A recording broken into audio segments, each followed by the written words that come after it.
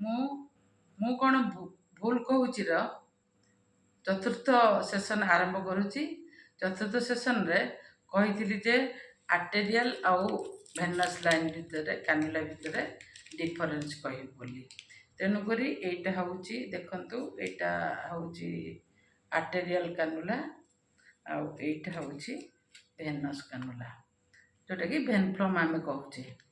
ତେଣୁକରି ଆମର ଏଇ ଯେଉଁ ଆର୍ଟେରିଆଲ୍ ଲାଇନ୍ଟା ଆମେ ଏଇଟା ଆର୍ଟେରୀରେ ଦେବା। ରେଡିଆଲ୍ ଆର୍ଟେରୀ, ବ୍ରାକିଆଲ୍ ଆର୍ଟେରୀ ଆଉ ଫିମୋରାଲ୍ ଆର୍ଟେରୀ, କିଏ କେଉଁ ଆର୍ଟେରୀ କି ପ୍ରିଫର୍ କରନ୍ତି। ମାତ୍ର ବେସିକାଲି ଆମେ ଏଇଟା ରେଡିଆଲ୍ ଆର୍ଟେରୀରେ ଦିଆଯାଏ। ଆର ଷ୍ଟ୍ରକ୍ଚର ହେଲା, ଏଇଟା ବହୁତ ସ୍ମୁଥ୍ ଆଉ ଆର ଅନ୍ ଅଫ୍ ଅଛି। ଅଫ୍ କରିବା ପାଇଁ ଇନସର୍ଟ କଲା ପରେ ଏଇଟା ଅନ୍ ଅଫ୍ କରିହେବ। ତାପରେ ଏଇଟାକୁ ଆମେ ଯେତେବେଳେ ଦେବା, ଯେ ଯେଉଁଠି ଦେବା ସେଠି ଫିଲ୍ କରିକି ଦେବା। ଫିଲ୍ କଲେ ଆର୍ଟେରୀର ଫିଲ୍ କରିକି ଦେବା, ଆର୍ଟେରୀ ତ ଦେଖାଯିବନି। ତେଣୁକରି ଫିଲ୍ କରିବା, ଫିଲ୍ କରିକି ଇନସର୍ଟ କରିବା। ଆ ଭିତରେ ଗୋଟେ ଗାଇଡ଼ ୱେୟାର ଅଛି, ଯେଉଁଟାକି ଆମେ ଆର୍ଟେରୀରେ ଭରିଗଲା ପରେ ତାକୁ ଧୀରେ ଧୀରେ ଧୀରେ ଧୀରେ ବାହାର କରିକି ସାଙ୍ଗେ ସାଙ୍ଗେ ଆମେ ଏଇଟାକୁ ଏଇ ଅଫ୍ କରିବାକୁ ପଡ଼ିବ। ଅଫ୍ ନ କଲେ ସାଙ୍ଗେ ସାଙ୍ଗେ ଆର୍ଟେରୀର ଫ୍ଲୋ ତ ବାହାରକୁ ଆସିଯିବ। ସେଥିଯୋଗୁଁ ସାଙ୍ଗେ ସାଙ୍ଗେ ଏଇଟା ବାହାର କରିକି ଏଇଟା ଅଫ୍ କରିବାକୁ ପଡ଼ିବ। ଆଉ ଏଇଟା ଅଫ୍ କରିକି ତାପରେ ପ୍ରେସର ଲାଇନ୍ରେ ଲଗାଯିବ। ଆର କାମ ହେଲା ପ୍ରେସର ଲାଇନ୍ରେ, ଏଇଟା ଯେତେବେଳେ ଓପନ୍ ହାର୍ଟ ସର୍ଜରୀ ହେଉଥାଏ ସେତିକି ବେଳେ ଆର କାମ ବହୁତ ଦରକାର, ଆଉ ବାହାରେ ବେସିକାଲି ଦରକାର ନାହିଁ। ତେଣୁକରି ଏଇ ଯେତେବେଳେ ଓପନ୍ ହାର୍ଟ ସର୍ଜରୀ ହୁଏ, ଆମର ଆର କାମ କ'ଣ ନା, ଆର କାମ ଯେ ବିପି ପୁରା ଟାଇମଲି ମନିଟରରେ ମନିଟରିଂ କରେ। ତେଣୁକରି ସର୍ଜନକୁ ସୁବିଧା ହୁଏ।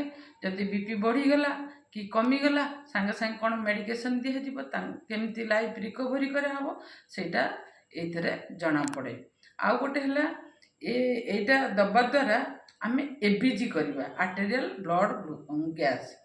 ଯେଉଁଟା ଏବିଜି କଲାବେଳେ ଆମେ ବାରମ୍ବାର ତ ଆଉ ଫୋଡ଼ିବାନି ପେସେଣ୍ଟକୁ, କିନ୍ତୁ ସେଇଥିରୁ ଯେଉଁ ଇଜିଲି ସେଇ ପ୍ରେସର ଇଏରେ ଆମକୁ ଆର୍ଟେରୀରୁ ଡ୍ର କରିକି ଆମେ ଏବିଜି କରିପାରିବା। ତେଣୁକରି ଆର ଏଇଟା କେବଳ ଆର୍ଟେରୀରେ ଯିବ। ଆଉ ବ୍ଲଡ଼ ପ୍ରେସର କମିଲା କେଉଁ ମେଡ଼ିସିନ୍ ଦିଆଯିବ, ବଢ଼ିଲା କେଉଁ ମେଡ଼ିସିନ୍ ଦିଆଯିବ, ସେଇଟା ସର୍ଜନ କ୍ୱିକ୍ ଆଟେମ୍ପ୍ଟ ନିଏ ଲାଇଫ୍ ସେଭ୍ ପାଇଁକି।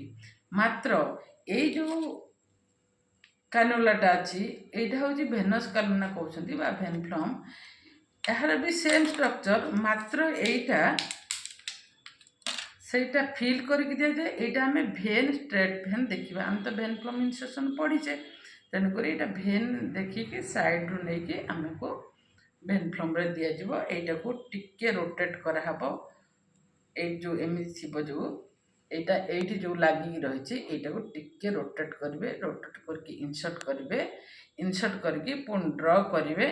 ଡ୍ର କରିସାରିକି 4 ଫିଙ୍ଗର ଟେକ୍ନିକ୍ରେ ବନ୍ଦ କରିବେ।